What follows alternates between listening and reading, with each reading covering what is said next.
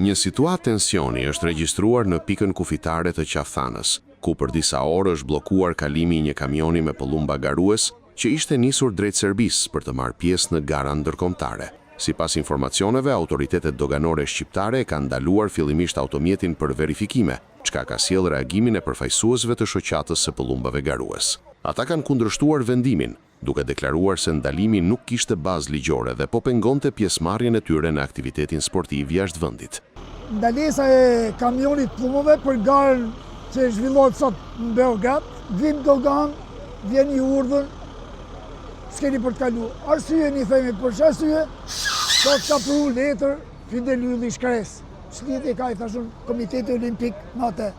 Është e parësyeshme, e pallëzikshme, nuk e dim se çfarë kërkon, pse duhet të regjistrohen. Ne jemi në një federatë internacionale, që na njeh bota. Kemi bë maratonin e Berlinit, kemi jena të partë, se kemi hedh plumbat në Berlin, në Kroaci, në Bosnjë, se është rutinë, domethënë çdo vit e bëjmë këtë hedhje. Për disa orë me radhë janë zhvilluar diskutime dhe negociata mes palëve në pikën kufitare Qaftan, ndërsa situata ka mbetur e tensionuar për shkak të vonesës së kalimit. Pas ndërhyrjes dhe sqarimeve me autoritetet doganore, është vendosur që kamioni të lejohet të vijojë rrugën drejt Serbisë, duke i dhënë fund bllokimit disa orësh.